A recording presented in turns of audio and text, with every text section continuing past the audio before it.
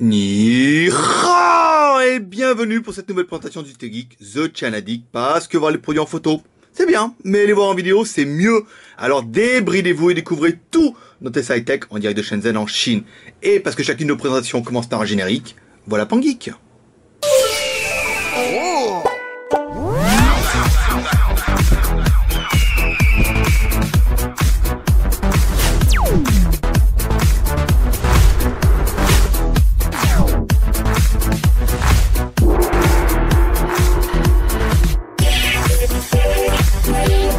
En ce lundi, nous sommes heureux de vous présenter le nouveau, enfin pas vraiment nouveau, mais le Jiayu G3S. Le Jiayu G3S est simplement le Jiayu G3 qu'on connaît bien, d'ailleurs qu'on a apprécié, enfin qu'on a appris à apprécier, et avec un nouveau processeur qui n'est plus double core MT6517, mais quad core avec un MT6589 en 4 fois 1 Go 2. Donc beaucoup vont dire, oui mais on a lu sur internet qu'il allait y avoir une version turbo qui va arriver. Ouais. Certainement, mais pour l'instant, Jiayu sont aussi les rois des délais et les délais sont repoussés. Donc il arrivera peut-être un Jiayu G3S avec une version T, donc un processeur qui tourne à 4 fois 1 Go 5, 1 Go 2, 1 Go 5, vous verrez pas vraiment la différence, mais sur le papier ça fera bien. Et un Jiayu G4 qui lui arrivera dans une version 1 Go, voire 2 Go prochainement. Donc au niveau de la boîte, qu'est-ce qu'on retrouve? On retrouve un packaging qu'on avait découvert il y a ça quelques années avec les Meizu en format livre. Ensuite, bon, a été repris par Umi et forcément, Jiayu abandonne les boîtes en plastique pour ce format un petit peu livre. Donc dans la boîte, bah rien, hein, simplement le chargeur secteur avec prise américaine qu'on vous changera en prise européenne, un câble secteur USB et ça sera tout. Voilà, on va essayer de remettre ça proprement là-dedans, voilà, sans exploser. Pas de film protecteur, bon une batterie, hein, ça normal, les autocollants Jiayu, un manuel qui servira pas bien à grand chose, mais c'était intéressant de le préciser. Donc pas de kit piéton. Voilà, les kits piétons, en fait, bah déjà ça rentrait pas dans la boîte. Et ensuite, bon, bah certainement pour des raisons de coût, ils ont préféré enlever les kits piétons. Au niveau du téléphone, alors si on reprend un petit peu le design, bah le design c'est un Jiayu G3, hein, simplement.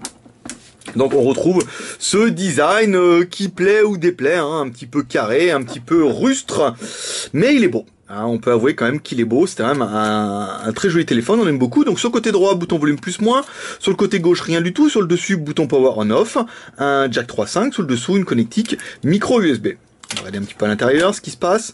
Donc la spécialité du Jiayu G3, c'est cette méga grosse batterie qui fait 1000, alors attendez, de mémoire 1750, mais on va quand même regarder, 2750, donc là on a vraiment une bonne grosse batterie, et en fait c'est vrai que c'est cohérent, parce que la batterie est quand même énorme. Alors c'est vrai que ça joue aussi au niveau de l'épaisseur du téléphone, mais pour faire un téléphone avec une bonne autonomie, il faut une grosse batterie, et une grosse batterie, ça doit être une grosse batterie, on a beau faire ce qu'on veut, on a un poids-volume qui n'est pas compressible.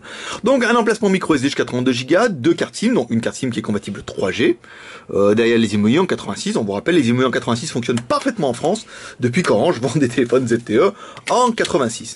Donc on referme un petit peu le téléphone, on va le mettre en route, pouf, voilà, ici. Donc le téléphone il est assez joli, hein, on n'est pas déçu.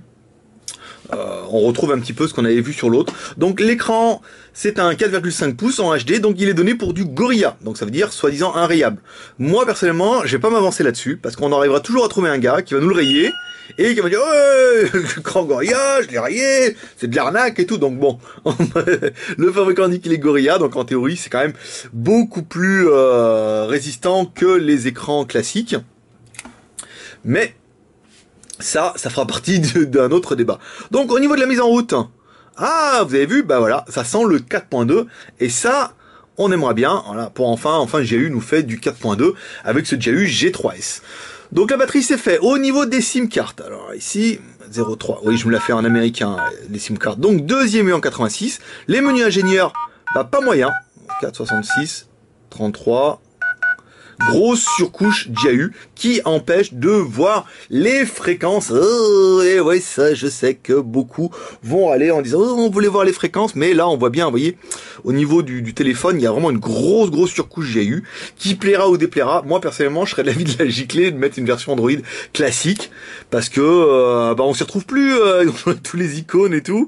Mais bon, après voilà, donc pas accès aux fréquences. Mais en fait, quelque chose qui ne change pas au niveau de notre Android, c'est pour vérifier notre score on to c'est...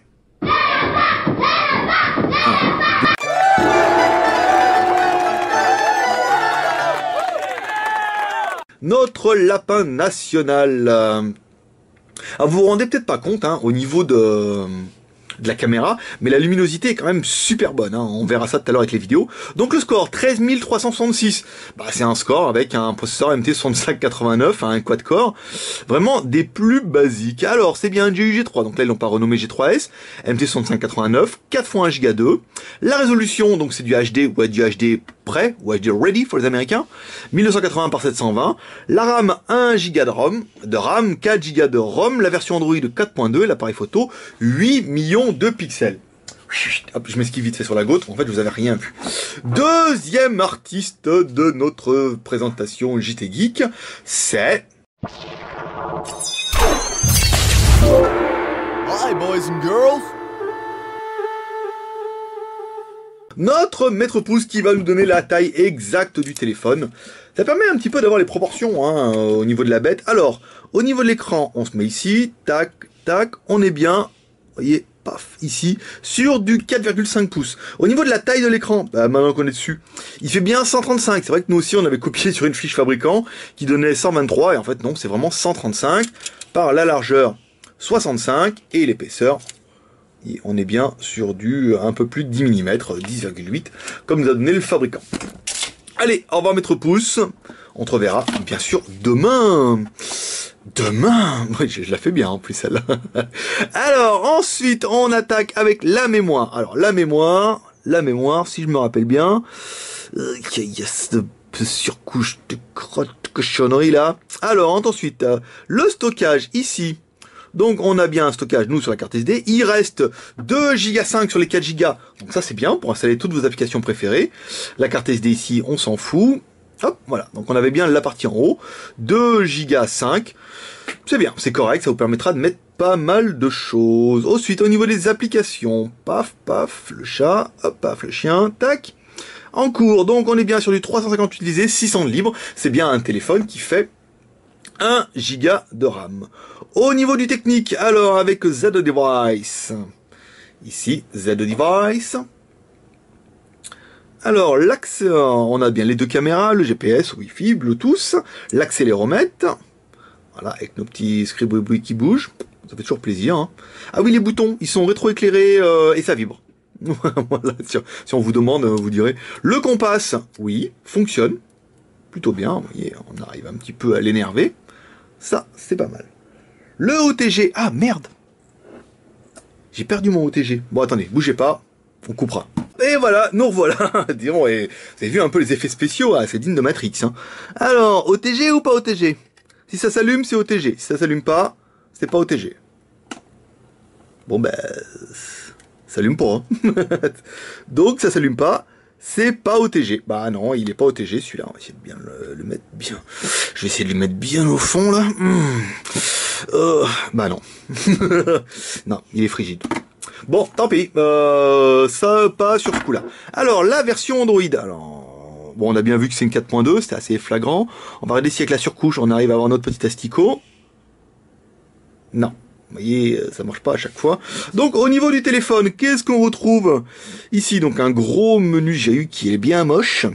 Alors, le Play Store, il est installé.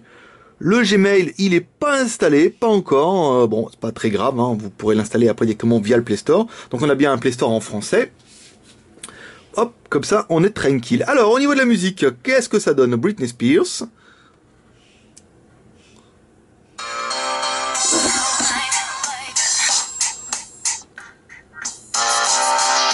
Ah, le son, il est vraiment là. Hein.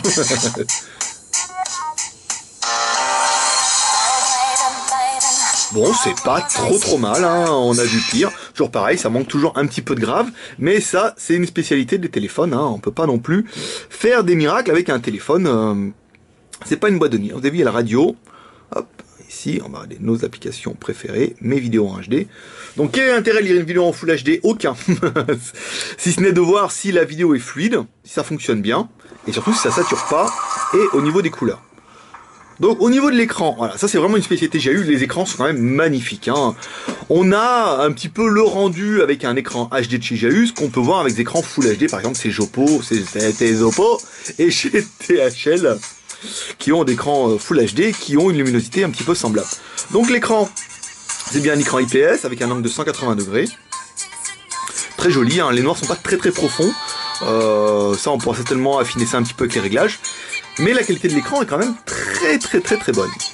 Alors les jeux, on a décidé de zapper les jeux, parce qu'on met toujours les mêmes jeux, et même jeu, même processeur, forcément tout fonctionne.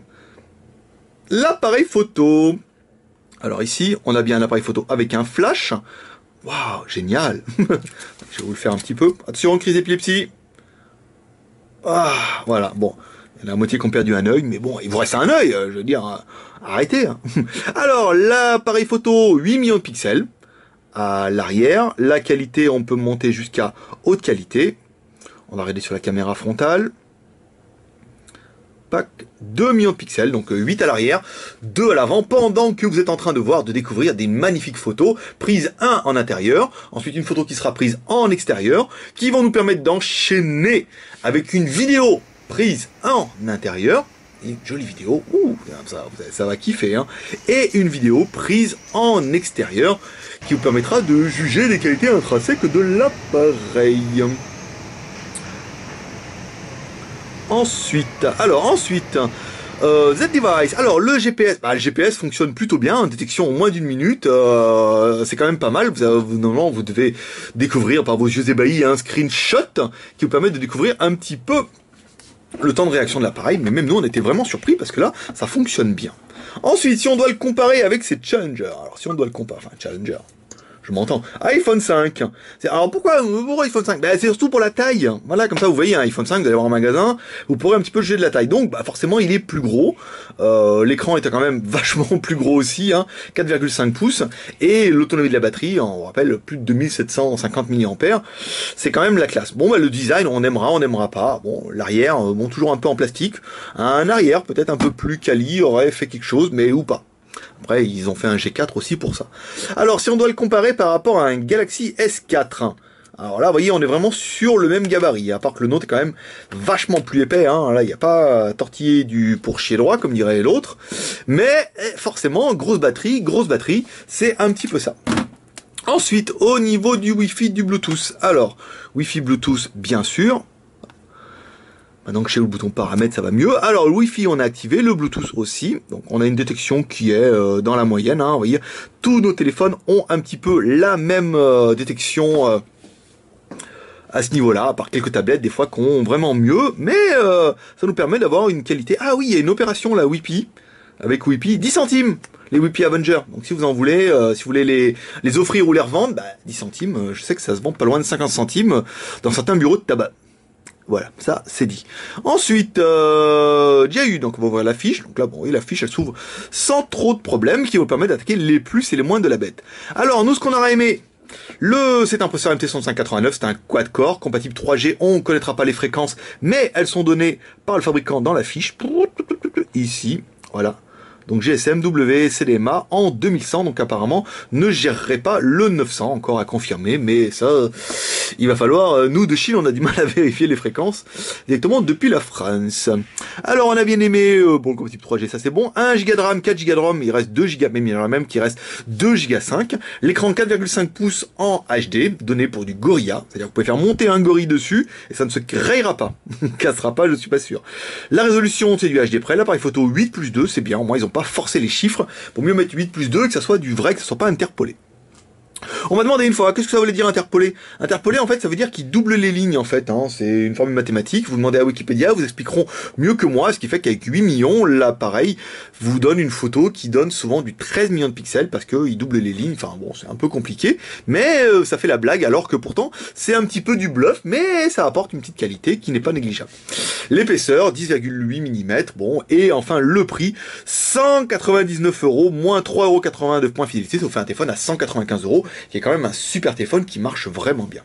Qu'est-ce qu'on regrettera pour l'appareil? Ben, les délais il y a eu. Voilà. Nous, on en a eu un, on n'avait plus pour le tester, on va seulement le mettre en boutique. Et là, le premier de commande, il a celui-là. Mais après, il faudra attendre. Nous, on nous a annoncé, ouais, peut-être semaine prochaine. Donc, on a mis le 15 pour être tranquille. 15, comptez le 20 avec JAU, hein, quand même un petit peu. Et ensuite, ben, le MT6589. Bon, bah, beaucoup, ouais, on veut le 6589T. Il faudra attendre un peu avant de voir ce thé là qui devrait arriver normalement avec les premiers UMI dans la semaine.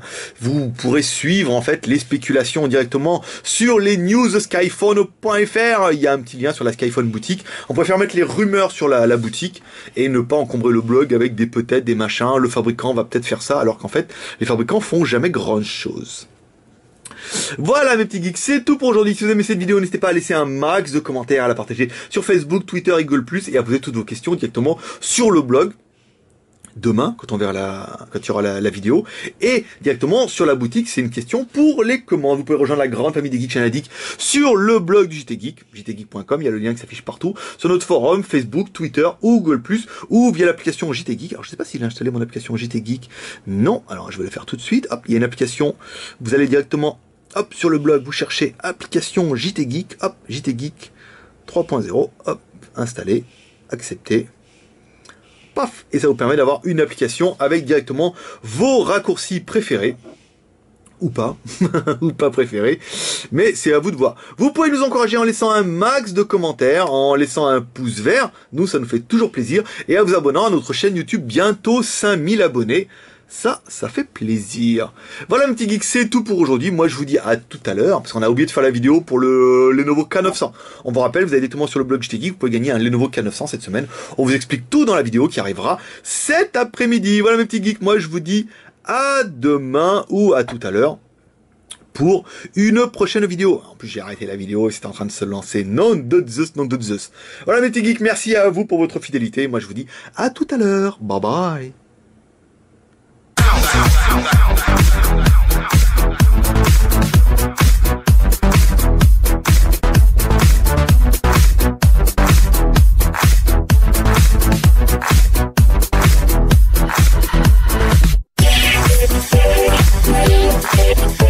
Yeah.